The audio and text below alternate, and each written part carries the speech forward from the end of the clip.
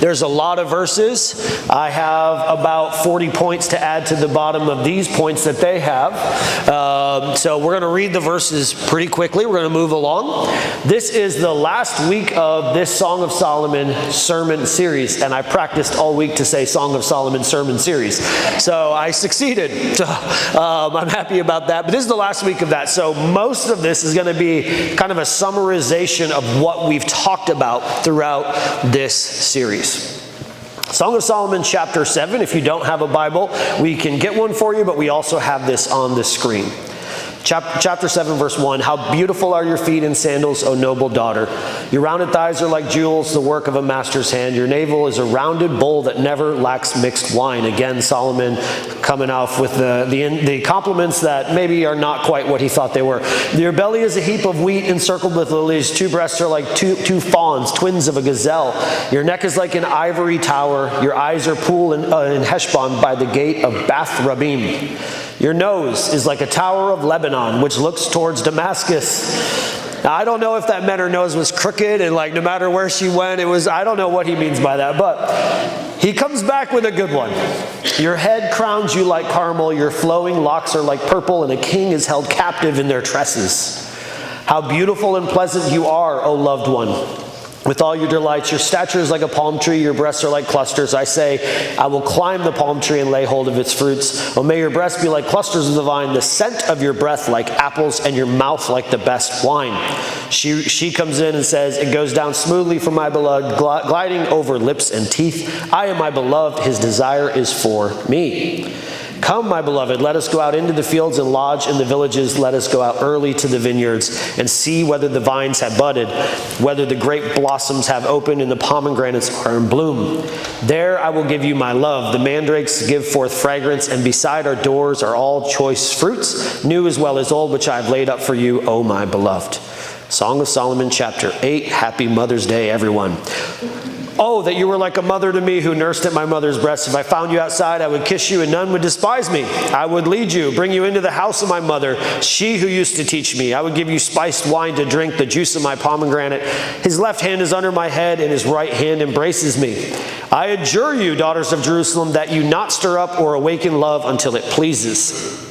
Who is that coming up from the wilderness, leaning on her beloved?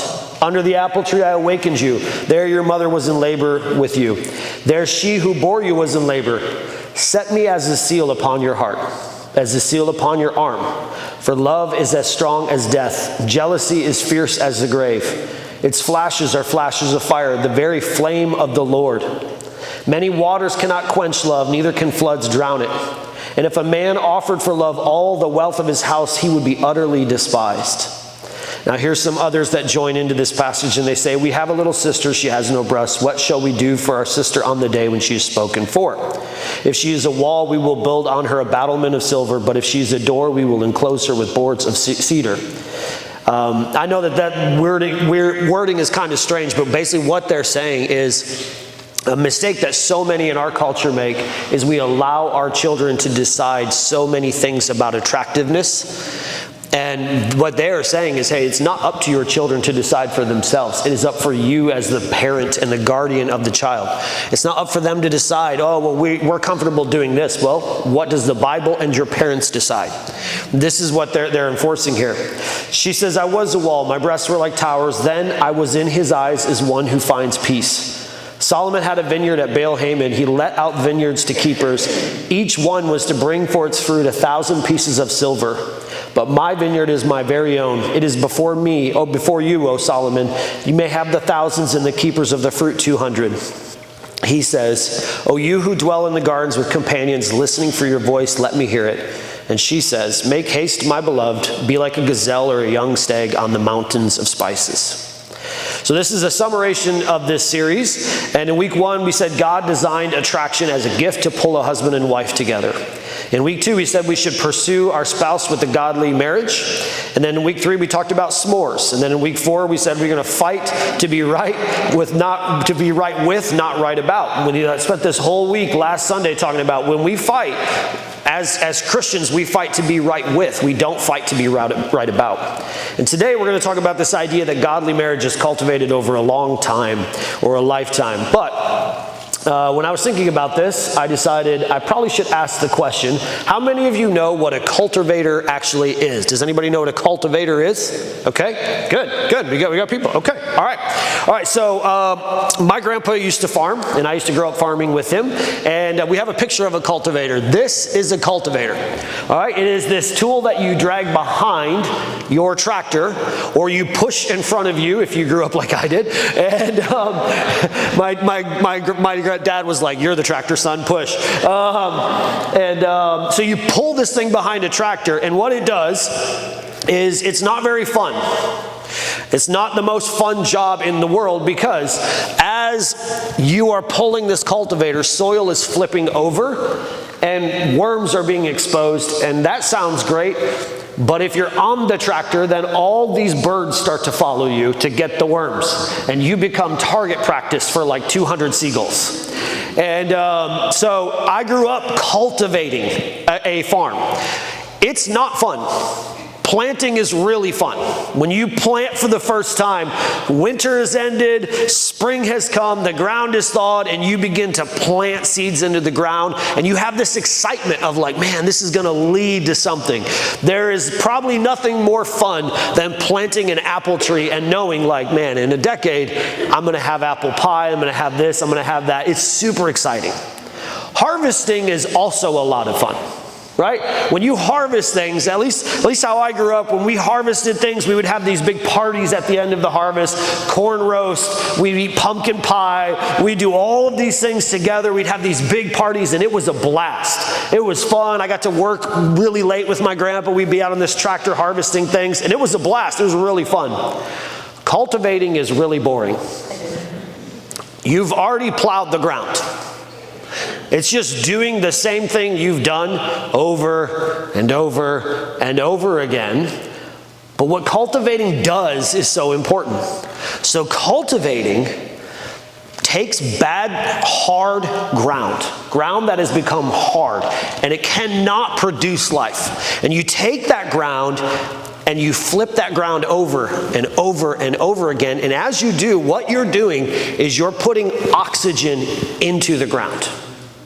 You're literally putting life into a place that is desert. You're putting life into a place that is broken and hard and unable to produce what it was intended to produce. And as you do that over and over and over again, the soil begins to take on new life. My grandpa even used to do this with us. He would give us like a little hand rake. And we would walk up to where all of his fruit trees were. And he would give us his hand rake, and we would dig in the ground with these hand rakes. And then he gave us something else really special, super fun. He gave us a bucket of manure. And he would have us dig the ground up all around the apple trees and then dump the manure on it. Because what were we doing? We were taking out bad and putting in good. And over time, even though it wasn't fun, and over time, even though you didn't really see the product, over time, the ground begins to bear fruit. When we talk about cultivating a lifelong romance, what we're talking about is not the day of the wedding. I remember the day of the wedding like it was yesterday. Khaki pants like this, blue shirt, or blue blazer on. I decided it would be a better idea to go jet skiing than golfing. So I took all of my groomsmen, we all went jet skiing, and I got absolutely torched. Like my whole forehead was beet red. And then we got out, we had a wedding on a beach, we had like a tiki hut behind us, we had this long sandy area, all these people, but it was on Lake Erie. And so if you like panned a camera this way, there was like a pile of dead fish. And then if you just went a little further, there was a nuclear reactor, which explained the dead fish, which is like, we shouldn't have jet skied in that, I don't think. But it looked amazing. And I remember like seeing my wife coming down the aisle, and a lot of times guys cry, but I was so happy. Like I was just so excited. Like I could not stop this massive smile from breaking out on my face. And I was pouring sweat, and I was beet red, and I was just like, oh my word, this girl's gonna marry me. I don't know how this happened, but here we are. I remember our first date. It was the 4th of July, and I listened to a country guy named Shooter Jennings. He has a song called The 4th of July. And we went on our first date. In the car ride back, I listened to that song like super loud, and I was just singing it as loud as I could. You were pretty as can be, seated in the front seat, looking at me, telling me you love me, like me, but you're happy to be. I was just jamming for a 5-hour drive back to Indiana. I got so excited about how good the date went, I changed it to Garth Brooks' Christmas album and just sang Garth Brooks' Christmas the rest of the drive. It was awesome. A lot of times you have this big moment in a relationship. But then what you have to do is you have to keep putting life into the relationship. And it's not what everyone sees. There isn't a photo album of every time you compliment your spouse.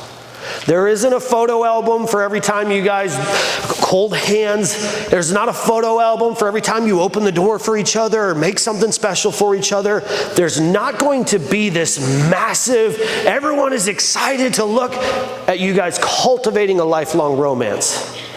But what I love about Song of Solomon is even though the verses are low-key and appropriate, they prove a really good point. Yeah, the ones we're reading today, I'm like, read faster.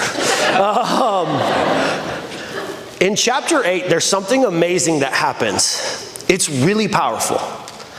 In chapter 8, she says, who's coming out of the wilderness? And then she says, riding on a chariot, leaning on her beloved.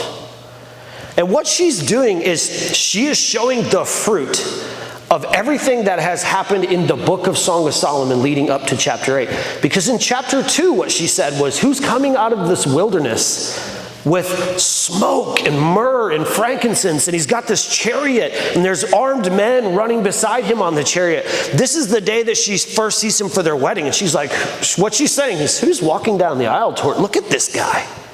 Now what she says is, who's riding on the chariot right beside him through the wilderness and coming out on the other side? Who is that? Oh, that's right. That's me.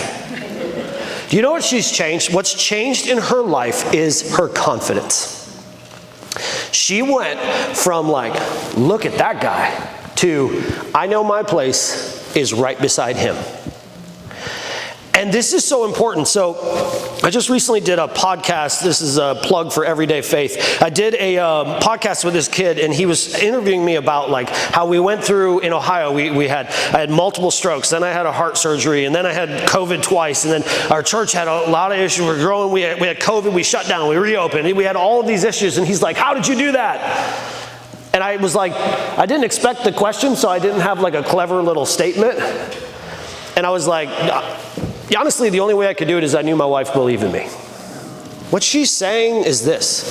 Hey, when he's riding in a wilderness, my place is beside him.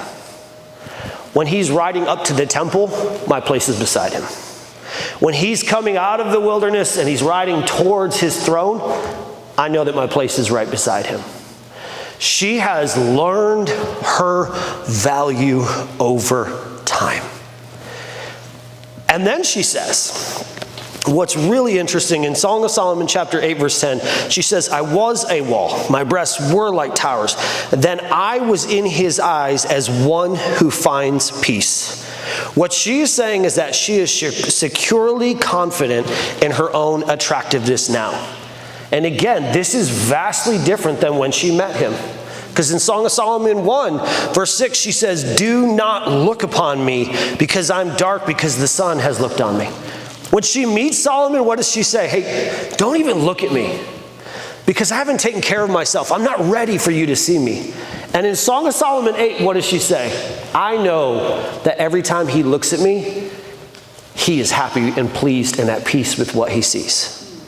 She has found a true confidence that has been cultivated over 8 chapters of them complimenting each other over and over and over, and each of them pursuing each other over and over and over. And what I love about this is, you know, this isn't toxic or manipulative, because she has complimented him and he has complimented her, and neither one of them has demanded that the other do so, and neither one of them stops when she becomes confident. So a lot of times what happens is, in life, we think, well, I need to put my spouse in their place. I need to remind them not to be arrogant. I need to remind them not to be. And what we need to be is our spouse's biggest cheerleader. She finds confidence, and he just keeps on not insulting her. He keeps on complimenting her. So sorry. He keeps on complimenting her. She's like, yeah, I'm his one who brings peace to my husband when he sees me. And he's like, yeah, that's right, you are. They just continue to compliment each other all the way to the end of the book where he's like, I just want to hear your voice.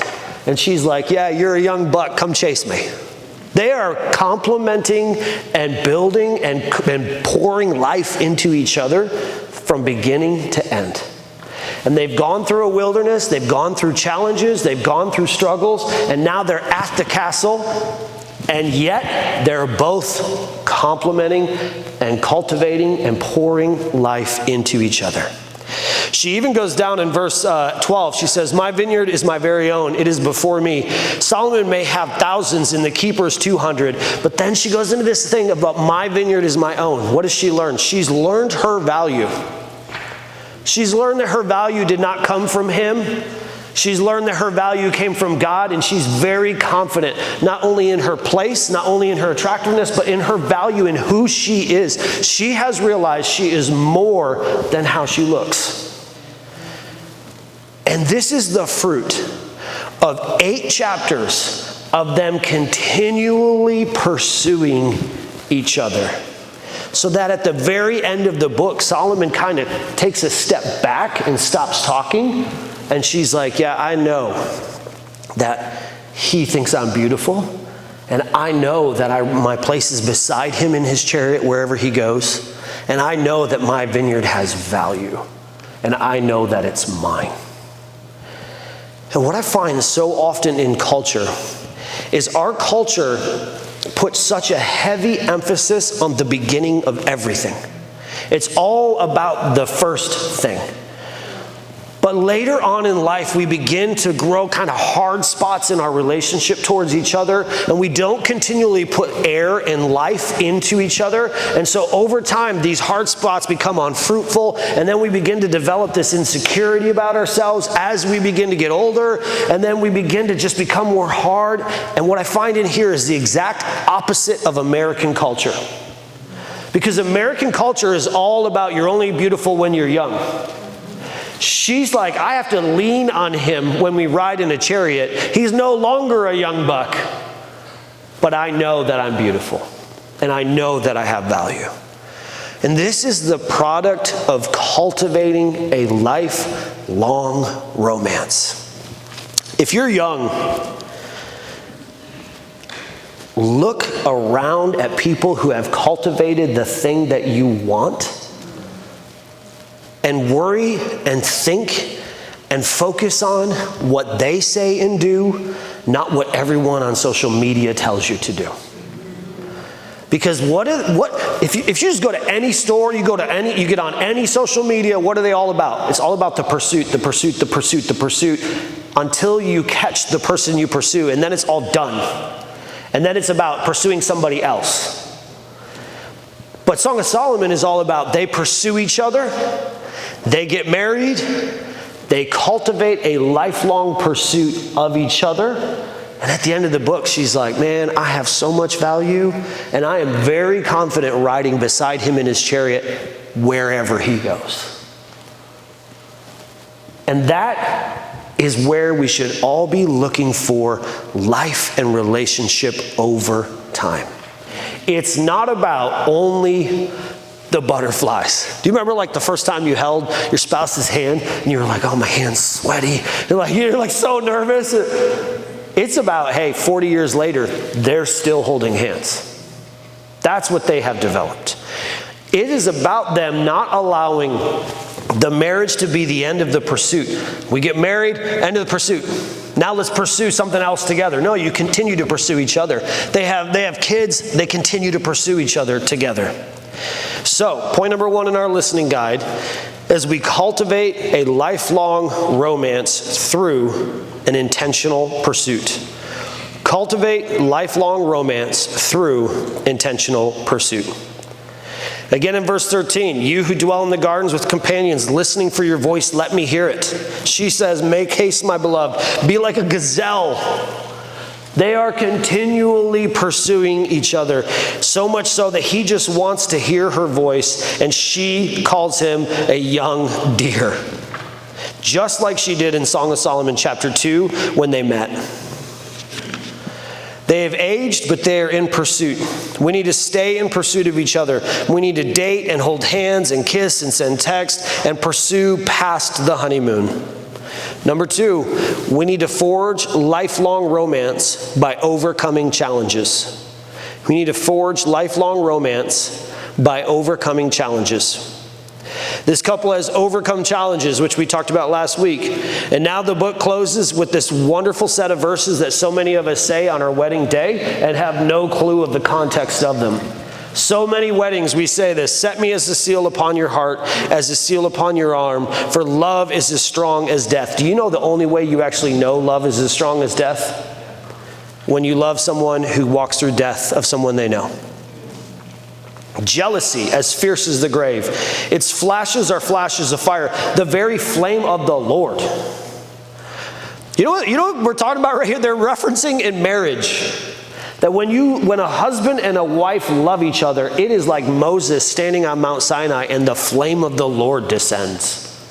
It is like the burning bush. It is like when Elijah has the flame of the Lord descend on the altar. It is like the day of Pentecost when the church begins. You loving each other as husband and wife is to culture the evidence that God has power. Because it's not possible to love each other over a lifelong pursuit of each other without God's power. And this is why there's no arrogance to saying how you've arrived at where you are as a husband and wife. Because the truth is, as Christians, all of us know we cannot arrive at a happy marriage on our own because we're two broken people. We have to arrive at it through God. So what Solomon is saying is like, hey, marriage is literally like God descending on earth to those around us who are wondering how you somehow compliment your spouse when they talk bad about theirs at work. It's like God descended onto earth. They continue, many waters cannot quench love. You know how you know that? You go through the waters. Neither can floods drown it. If a man offered for love all the wealth of his house, he would be utterly despised. And again, we read these verses, we hear these verses at wedding days. But it's a lot more real when Solomon has enough wealth that it's told about him that he paved his horses' stables with silver and gave gold shields to his guards. And yet he acknowledges, I cannot buy her love. There is so much beauty and power in these passages. Number 3, we want to protect lifelong romance through wisdom and boundaries. We want to protect lifelong romance through wisdom and boundaries. They say their love cannot be bought. She says she knows her value, and this is where true confidence gives us. True confidence comes from boundaries. Because sometimes, as a husband and wife, you have to establish boundaries that will help you cultivate the lifelong romance. So that means you have to say occasionally no to certain other relationships because they don't build the relationship you have with your spouse. Sometimes, guys, we all want to go golfing every Saturday for the rest of our lives, but we ultimately all want a healthy, happy marriage. And sometimes we need to put out boundaries of like, hey, Saturday I spend with my family. Hey, Friday, whatever day it is for you, have a day and spend it with them and do it as a boundary. It's not a debate, it's what we do. Sometimes you have to put up these boundaries. Hey, y'all are kind of making our relationship toxic, so we're going to have to step back from the toxicity for a minute. That's not a bad thing. Walls around a fortress are not a bad thing. They're there to protect and to show how much you value what is inside. Because at the end of the day, we all want our home to be like the garden, the original garden. But the only way we have a home like a garden is we protect and guard. One of the things that happens when you cultivate is you cut the roots off of weeds. And as you cut the roots off of weeds over and over and over again, weeds don't get to form into that ground, and so good things get to go in place of. And sometimes, let's just be honest, there are shows we should not watch. There are things we should not listen to. There are sites we should not visit. There are places we should not scroll on. There are things we should not view. There are things we should not observe. There are things that we just need to put boundaries up. Well, it's a great show, but does it help you cultivate a lifelong romance? Well, it doesn't hurt our relationship, but does it help it grow? Is it helping your life grow and your family grow because you've put it in your life? Or do you need to pay for 7 streaming apps instead of 8? Sometimes we need to have boundaries, and we need to put boundaries in place because it protects our lifelong romance of each other. When I was a kid, we had almost nothing, like almost nothing growing up. And I would often look at like the other kids. And like one time I bought a pair of shoes. I bought a pair of pony shoes at the St. Vincent de Paul, and I wanted Nikes really bad. And so I took a black Sharpie and I Sharpied my entire shoe black except for a Nike swoosh because I wanted Nike so bad because every other kid on my soccer team had Nikes. And then the first time I kicked the ball, the Sharpie all came off and I got made fun of. And I was so mad. Like, why can't I have Nike? Why? I was so mad. But our house was like paradise to me. My mom and my dad, yes, they didn't have much. Yes, they still don't have much. And yet, growing up was the most fun thing ever. It was fun to go home. And all of my friends who I looked at, who they had all of these nice things. They had way nicer toys. We had an old rowboat called the Sea King. It had a broken oar, and it had a hole in it because my brother-in-law shot it trying to shoot a squirrel. And so you had to like paddle with a broken oar and bail at the same time.